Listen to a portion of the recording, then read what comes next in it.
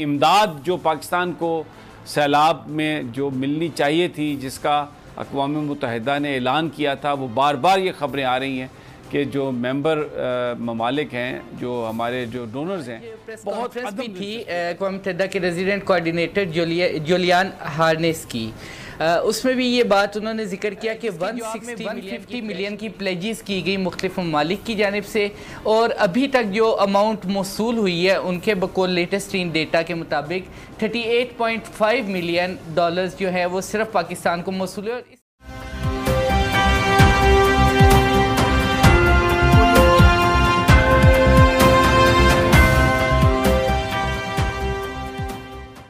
इमदाद जो पाकिस्तान को सैलाब में जो मिलनी चाहिए थी, जिसका अक़वाम मुत्तहिदा ने ऐलान किया था, वो बार बार ये ख़बरें आ रही हैं कि जो मेंबर ममालिक हैं, जो हमारे जो डोनर्स हैं, बहुत अदम दिलचस्पी का इजहार कर रहे हैं। तकरीबन 160 मिलियन डॉलर का ऐलान हुआ, इमदाद दी जाएगी, लेकिन अभी तक सिर्फ 38 मिलियन डॉलर्स इकट्ठे हुए हैं। वेरी रेयर, बहुत ये रेयर है।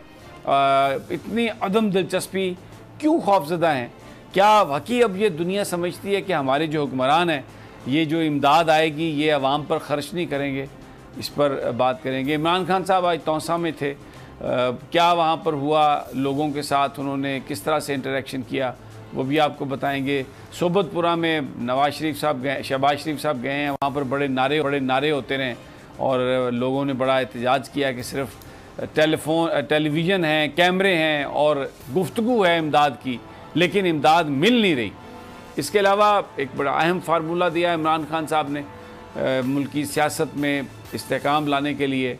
नून लीग बड़ी बरंगेख्ता है, उस पर बड़ी गुफ्तगू की जा रही है। सदीक साजे साहब बताएंगे कि नून लीग कहते हैं। और इसके अलावा मैं आपको आज कुछ वीडियोस दिखाऊंगा हमारे वज़ीर-ए-आज़म साहब की।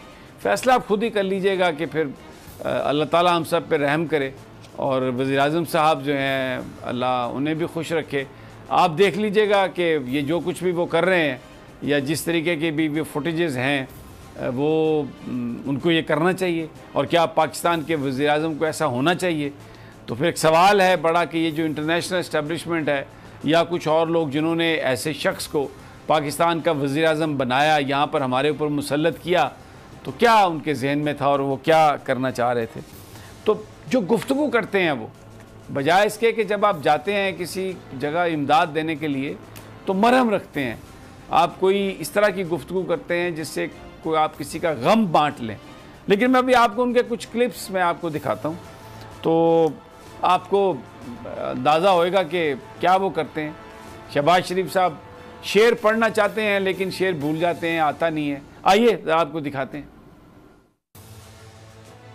और इकबाल के शेर से अपनी बात खत्म करता हूं कि वो क्या है शेर,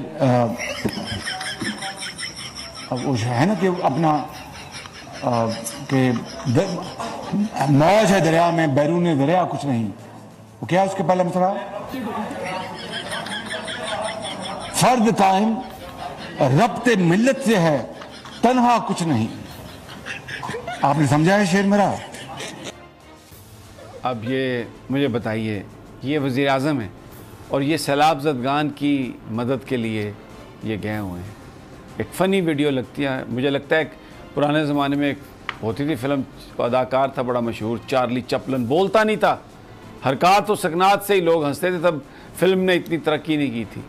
मेरा दिल नहीं चाह रहा मैं ये बात कहूँ, मेरे एक बड़ा मुअज़्ज़ज़ ऑफिस है वज़ीर-ए-आज़म का, लेकिन मुझे बताइए क्या ये 22 करोड़ लोग इस तरह का लीडर? बिल्कुल वैसे ही मैं वो जो अल्ताफ़ हुसैन साहब हैं, सबसे ज़्यादा समझा जाता है कि उर्दू स्पीकिंग पढ़े लिखे लोग हैं और बड़े नफीस लोग हैं, और वो जो आके छनाछन करते थे, जिस तरीके से वो बोलते थे और तालियां बजाते थे और हाय हो करते थे, तो एक सवाल आता था जहन में कि यार इसको कैसे कोई अपना लीडर मान सकता है। लेकिन बिला शिरकत गैरे उन्होंने कई दिहाइयाँ कराची पर हुक्मरानी की। बहरहाल एक और क्लिप मैं दिखाता हूँ शहबाज शरीफ साहब का कि वो ट्रांसलेटर बन गया उनके वो जो हमारे जो आए अक़वाम मुत्तहिदा के सेक्रेटरी जनरल। देखिए ज़रा क्या फरमा रहे हैं, वो क्या कह रहा है और ये क्या फरमा रहे हैं। For your loans to be paid, for your cultures, your sowing and planting to be possible in the next season. आपके जो ज़रूरी कर्जे हैं, आपकी जो फसलें तबाह हुई हैं, आपकी जो दूसरे नुकसानात हुए हैं, उनकी जिम्मेदारी है। पाकिस्तान हुकूमत जो है उसके पास इतनी सख्त नहीं है कि वो पूरा करे, ये उनकी जिम्मेदारी है। Pakistan cannot do it alone. Pakistan अकेला ये काम नहीं कर सकता। So I'm not asking for solidarity or generosity, I'm asking for justice. मैं उन ममालिक को ये कह रहा हूँ जो इस खराबी के जिम्मेदार है कि खाली ज़ुबानी कलामी इजहार यकजहती या हमदर्दी का इजहार न करें, बल्कि अमली तौर पर पाकिस्तान की मदद करें। ये स्पीचलेस आदमी हो जाता है कुछ इस पर, मतलब क्या आदमी इस पर बात करे। एक और क्लिप में आपको दिखाता हूँ कि वो सी ऑफ कर रहे हैं उनको, एंटोनियो गुतेरेस को, और कहाँ हाथ मार रहे हैं, कहाँ धक्के दे रहे हैं, क्या पकड़ रहे हैं। आइए ज़रा देखिए। No, no, no, no.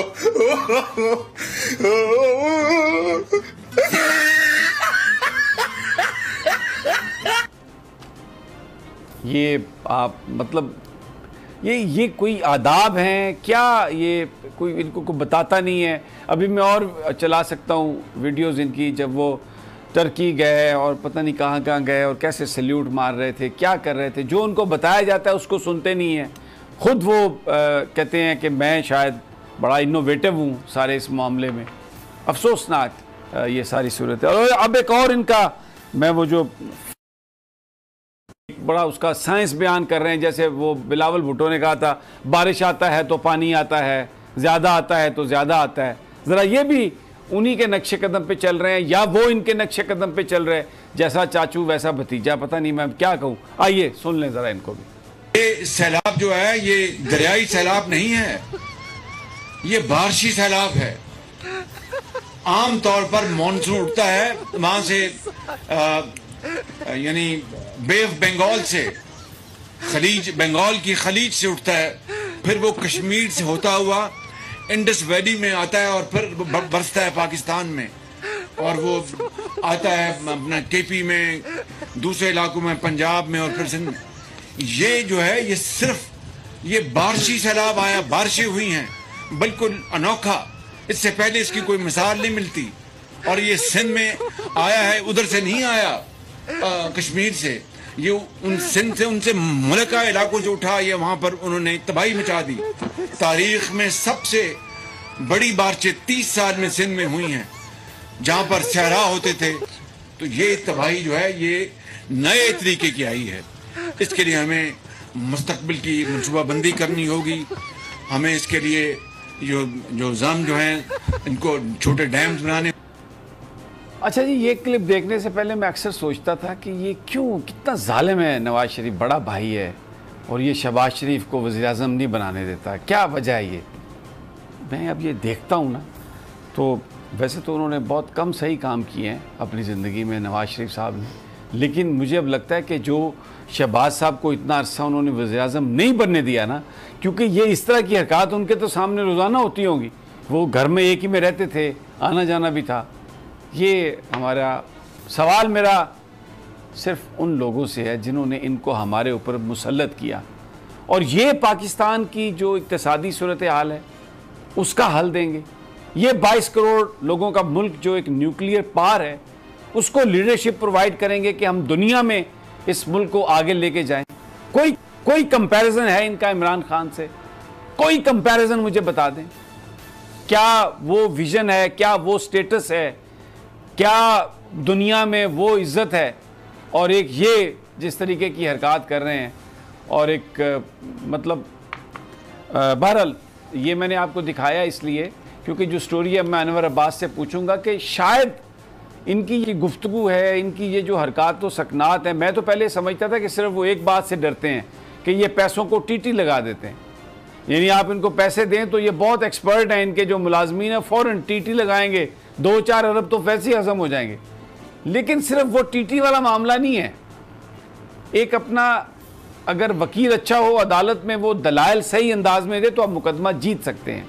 जब इस तरह के वकील हों, अनवर अब्बास 160 मिलियन की इमदाद कमिट की अक़वाम मुत्तहिदा ने, और जो आज का बयान है उनके तर्जमान का 38 मिलियन मिले हैं, और ख़ुद अक़वाम मुत्तहिदा इस बात को कह रही है, उनके तर्जमान वो स्टीफन डिजोरिक ये कह रहे हैं कि बड़ा रेयर है, बड़ा कम हमने देखा है कि इतनी अदम दिलचस्पी, जबकि एक उन्होंने प्रॉमिस किया और अक़वाम मुत्तहिदा के सेक्रेटरी जनरल ने अनाउंस किया है, तो हम तो फिर एक पूरी आइसोलेशन में चले गए ना।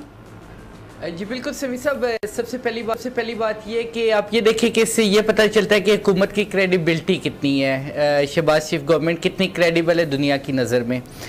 आज प्रेस कॉन्फ्रेंस भी थी अक़वाम मुत्तहिदा के रेजिडेंट कोऑर्डिनेटर जुलियान हार्नेस की, उसमें भी ये बात उन्होंने जिक्र किया कि 160 मिलियन की फ्लैश अपील की गई थी हुकूमत पाकिस्तान की जानिब से और अक़वाम मुत्तहिदा के सेक्रेटरी जनरल एंटोनियो गुटेरेस की जानिब से, जिसके जवाब में 150 मिलियन की प्लेजेस की गई मुख्तलिफ ममालिक की जानिब से, और अभी तक जो अमाउंट मौसूल हुई है उनके बकौल लेटेस्ट टीन डेटा के मुताबिक 38.5 मिलियन डॉलर्स जो है वो सिर्फ पाकिस्तान को मौसूल है। और इस अमाउंट में भी ये वो रकम है जिसमें ना सिर्फ रकम शामिल है बल्कि इमदादी अशिया भी शामिल है, और ये मुख्तलिफ ममालिक और तंजीमों की जानिब से है। इससे ये पता चलता है कि इस वक्त आलमी बरादरी किस हद तक रिलाई कर रही है, किस हद तक मौजूदा हुकूमत की क्रेडिबिलिटी पर इन्हिसार कर रही है और इसको कैसे देखती है। फिर उन्होंने ये भी बात की कि जो एक ट्रांसपेरेंसी की, उनका बार बार आज की जो प्रेस कॉन्फ्रेंस उसमें जिक्र था ट्रांसपेरेंसी के हवाले से कि गवर्नमेंट इसको इंश्योर करे। उन्होंने ये भी कहा कि जो प्राइम मिनिस्टर ने एक अनाउंसमेंट की है कि एक इंटरनेशनल कंपनी को, अकाउंट्स कंपनी को हायर किया जाएगा ट्रांसपेरेंसी के हवाले से और अकाउंटेबिलिटी के हवाले से। तो इससे ये पता चलता है कि आखिर क्या ऐसी वजूहात थी कि हुकूमत को ये स्टेप लेना पड़ रहा है। कोई यानी आप ये कह रहे हैं अनवर अब्बास कि एक इंटरनेशनल अकाउंटिंग फर्म जो है वो पाकिस्तान को जो इमदाद दी जाएगी वो कितनी ट्रांसपेरेंटली लोगों को मिली, वो उस पर नज़र रखेगी, उसके बारे में रिपोर्ट दे। इससे ज़्यादा शर्म की बात हमारे मुल्क के लिए हो सकती है कि जो सैलाब में इमदाद लोग दे रहे हैं वो ये कह रहे हैं उनको हमारे वज़ीर-ए-आज़म साहब के भाई खुदा के लिए दे दो, ये इंटरनेशनल कंपनी को हम रख रहे हैं, वो आपको बताएगी कि हमने ये जो इमदाद है ये सही अंदाज में ख़र्च की है। ये अब लेवल रह गया है पाकिस्तान की शफाफियत का, और जिन लोग और ये जो मुसल्लत किए गए यहाँ पर ये कहकर कि ये इमरान खान से बेहतर हैं, ये बड़े दयानतदार लोग हैं, ये बड़े समझदार लोग हैं, उनकी बात पर कोई यकीन करने के लिए तैयार नहीं है। आप ये कह रहे हैं ना अनवर अब्बास? जी बिल्कुल। और दूसरी बात ये कि आप ये देखें कि 160 मिलियन की जो प्लेजेस की जो अपील की गई थी, फ्लैश अपील यूएन की जानिब से और पाकिस्तान गवर्नमेंट की जानिब से, उसके जवाब में 150 मिलियन की जो प्लेजेस हुई हैं वो सब यूएन के थ्रू यहाँ पर आएंगी, यूएन के थ्रू इस्तेमाल होंगी। नहीं, वो गवर्नमेंट ऑफ पाकिस्तान को नहीं मिलेगा पैसा? नहीं, बिल्कुल नहीं। वो यूएन के इदारों को मिलेगी। यूएन की जो जितनी एजेंसीज यहाँ पे काम कर रही हैं वो इसको इंश्योर करेंगी कि वो उस इमदाद को कैसे राइट पॉइंट पे, राइट पर्सन तक उसकी रसाई को यकीनी बनाए। सिद्दीक साजिद साहब सर हिला रहे हैं, ज़रा मैं इनसे पूछूं ये क्या कहते हैं? बिल्कुल, मैं इसमें ऐड ये करना चाहूँगा कि ना सिर्फ यूएन बल्कि यूएसएड, यूके एड, जितने भी आलमी इदारे और डोनर एजेंसीज पैसा दे रही हैं वो सारे के सारा उन्होंने कहा जी हम अपने ज़रिए से खर्च करेंगे, नंबर 1। नंबर 2, इन तमाम डोनर एजेंसीज़ ने जितने भी सब कॉन्ट्रैक्टर्स हायर किए सैलाबज़दा इलाकों में जाने के लिए, इन्होंने ख़ुद किए। उसमें भी इन्होंने ना हुकूमत सिंध को, ना बलूचिस्तान को, ना वफाकी हुकूमत को उन्होंने कहा जी हम बराह रास्त पहुँचाएँगे। आपने देखा होगा यूएसएड की एक प्रवास जो है वो बराह रास्त सखर आई, उनकी फिर जो वहाँ पे वो सनीता पावर आई हुई थी यहाँ पे एडमिनिस्ट्रेटर, उन्होंने सखर का ख़ुद विज़िट किया और वहाँ पे जाकर उन्होंने सर्वे किया। सर्वे के बाद रिपोर्ट यहाँ पर सबमिट हुई और उसके बाद वो मसला ये है कि ये इंतहाई शर्मनाक बात, अफसोसनाक बात ये है कि आप आलमी बरादरी या यूएन सेक्रेटरी जनरल के सामने खड़े होकर जब ये कहें कि मैं आपको यकीन दिलाता हूँ कि इस सैलाब ज़दगान के लिए दिया गया आपका एक एक पैसा शफाफ तरीके से इस्तेमाल होगा, जब मुल्क का प्राइम मिनिस्टर अक़वाम मुत्तहिदा के सेक्रेटरी जनरल को ये यकीन दहानी कराने पे मजबूर हो, तो इसका मतलब यही से लिया जा सकता है कि उन लोगों को आप पे एतबार नहीं। इसी वजह से ही कि जितने भी डोनर्स हैं उन्होंने अपनी NGOs रखे, अपने लोग रखे, अपने सर्वे कराए, अपने ज़रिए से वो इमदाद बाँट रहे हैं। नंबर 1 और इस चीज़ में और भी जो है वो मैं इजाफ़ा कर दूँ कि ये हुकूमत पाकिस्तान को जो इमदाद अपने तौर पे मिली, अभी तक इक़्तिसादी अमूर डिवीज़न जिसके याद सादिक साहब आजकल वज़ीर हैं, वो भी कोई ज़्यादा नहीं है। वो भी कोई ज़्यादा नहीं है कि जो किसी ने $2 मिलियन का कहा तो $1 मिलियन आ गया या 0.5 आ गया। इवन के कनाडा जैसा जो मुल्क है वो भी कह रहा है जी कि अपने सफारतखाने और अपने सफ़ीर की वो रिपोर्ट मांगते हैं कि आप हमें भेजें, हमें इमेजेस भेजने पड़ते हैं, हमें वीडियोस भेजनी पड़ती हैं, हमें उनको यकीन दिलाना पड़ता है भाई हमारा ये इलाका जो है वो मुतासर है। वजह क्या है? वजह यही है ना समी इब्राहिम साहब कि सारी दुनिया को पता है कि इनके खिलाफ केसेस चल रहे हैं। बिल्कुल, इनके खिलाफ स्विट्जरलैंड में भी केस, यही वो वजह है, यही वो वजह है क्योंकि हर चीज़ इंटरनेशनल मीडिया में यही वो वजह है कि अब ये खबरें आई हैं जो बड़ी पॉलिटिकल डेवलपमेंट है कि ये फैसला हो गया है कि पाकिस्तान में इंतखाबात होंगे। ये फैसला हो चुका कि ये जो मौजूदा हुकूमत है ये जाएगी, ये नहीं जाने के लिए तैयार, ये रेजिस्ट करेंगे, ये लोगों को पकड़ धकड़ करेंगे, ये पर्चे करेंगे। जैसे इन्होंने अभी सैफुल्लाह न्याजी के घर छापा मारा, मीडिया आउटलेट्स पर ये अटैक करेंगे, सहाफ़ियों को उठाएंगे, ये सब कुछ करने के लिए तुले हुए हैं। एक चीज़ से बचना चाहते हैं, इंतखाबात से, क्योंकि इन्हें उसमें अपनी सियासी मौत नज़र आती है कि अगर इंतखाबात हो गए तो हम हार जाएंगे। इसलिए ये एक फसाद और जो मामलात हैं उनको ज़्यादा भड़काने की कोशिश करेंगे। अलीना, दुनिया क्रेडिबल पाकिस्तान की हुकूमत को नहीं समझती, इमदाद नहीं आ रही। IMF ने यह कह दिया कि 5-6 महीने के बाद यहाँ पर बड़े राइट्स हो सकते हैं जो इक़्तिसादी सूरत हाल है। इसलिए जो समझने वाले लोग हैं, जो ताकतवर लोग हैं, उनको ये नज़र आ गया कि अगर उस वक्त इमरान खान सिस्टम से बाहर हुए और वो उन लोगों के साथ हुए जो एहतजाज कर रहे हैं तो इस मुल्क में आप किसी चीज़ को नहीं संभाल सकते। इसलिए इलेक्शन कराने ज़रूरी हैं। व्हाट डू यू से? समी साहब, बिल्कुल आपने ठीक बात की है, इलेक्शन कराने बिल्कुल ज़रूरी है। और खान साहब इसीलिए ये बात करें क्योंकि अगर 5 महीने बाद जिस रिपोर्ट का आप जिक्र करें, मेरे ख्याल में फिर जिस तरफ मोस्टली लोग जो इशारा कर रहे हैं वो इस तरफ कर रहे हैं कि शायद जो हालात हैं वो फिर इस तरीके से भी काबू में ना हो। लेकिन मैं चाहूँगी कि अगर हमें जो अनवर साहब हैं थोड़ा शंघाई कॉन्फ्रेंस के हवाले से थोड़ा कुछ बता सकें। सुनने में ये आ रहा है कि बहुत से लोगों से मिलने की, जो मेन सरबराह हैं उनसे मिलने की कोशिश की जा रही है, लेकिन उनकी तरफ से कोई रिस्पॉन्स नहीं आ रहा है। लेकिन अभी भी जो वजारत खारजा है वो इस पर काम कर रही है। आपको लगता है कि किसी न किसी एक बंदे से इनकी मुलाकात हो सकती है, किसी एक सरबराह से? अच्छा, इसमें मैं थोड़ा सा और ऐड कर दूं, वो ये कि 1-2 दिन पहले मीटिंग हुई, उस पर वज़ीर-ए-आज़म साहब ने वजारत खारजा से ये कहा कि नरेंद्र मोदी के साथ मेरी मुलाकात का एहतमाम किया जाए, पूरी कोशिश की जाए, और अगर मुलाकात नहीं तो कहीं मेरा उनके साथ एक तस्वीर ऐसी निकले जिसमें मैं उनके साथ हाथ मिला रहा हूँ, ताकि मैं ये बता सकूँ कि हमने बड़ी कोशिश की। प्यूटन के साथ मुलाकात की उनकी बड़ी ख्वाहिश, और फिर जो चाइना के जो सदर हैं उनके साथ। तो अभी तक क्या सूरत हाल है? फॉरेन ऑफिस के सोर्सेज आपको क्या बताते हैं अनवर अब्बास? जी समी साहब, एक तो छोटा सा मैं एक पॉइंट, वो पहले वाली जो टॉपिक पे हम बात कर रहे थे उसके हवाले से, कि जो क्रेडिबिलिटी की बात हम कर रहे थे उसमें सिर्फ इतनी सी एक बात है कि इन लोगों ने अपनी जेब में से क्या दिया है। दुनिया से तो ये मांग रहे हैं सैलाब के लिए कि आप इतने डॉलर दे रहे हैं, हमें इतनी ज़रूरत है। अपनी जेब से मौजूदा हुकूमत के किस लीडर ने कितना दिया कोई बात करने को तैयार नहीं, उससे पता लगेगा कि इनकी क्रेडिबिलिटी वहाँ से फारिग हो जाती है। सेकेंडली, अभी ये जा रहे हैं शंघाई कोऑपरेशन ऑर्गेनाइजेशन के इजलास में, दोशंबा में, ये कल रवाना होंगे, 2 रोज़ा दौरा है, और उसमें इनकी भरपूर कोशिश है कि किसी तरीके रशियन प्रेसिडेंट जो है व्लादिमीर पुतिन, उनके साथ मुलाकात की जाए। ये बेसिकली गंदम चूँकि पाकिस्तान ख़रीदना चाह रहा था, इमरान खान के दौर में भी थोड़ी सी इस पर प्रोग्रेस हुई और उस पर बातचीत भी चल रही थी, रशिया ने भी आमादगी का इजहार किया, तो ये उसको आगे बढ़ाना चाह रहे हैं और ये उसका क्रेडिट बेसिकली लेना चाह रहे हैं। क्योंकि पाकिस्तान में जितना नुकसान हुआ है सैलाब आने से, जो फसलें हैं वो बिल्कुल फारिग हो गई हैं।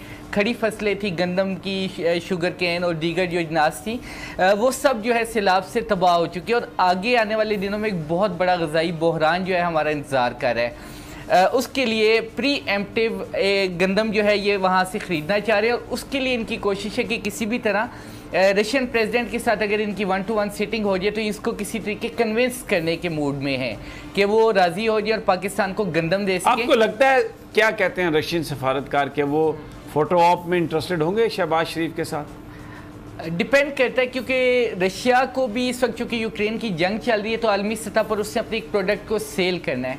पाकिस्तान माजी में जो गंदम खरीदता था यूक्रेन से खरीदता था, अब चूंकि रशिया और यूक्रेन की जंग है तो यूक्रेन से वो गंदम नहीं आ सकेगी। दूसरा, यहाँ पर जो बहरान इस वक्त जन्म ले रहा है, जो कि आने वाले महीनों में शदीद तरीन होगा, बल्कि अभी भी अगर आप कोयटा में जाए तो वहाँ पे आटा पर केजी 130 रुपीज़ जो है वो अवेलेबल है। बहरान शुरू हो चुका है, आने वाले दिनों में सीवियर होगा।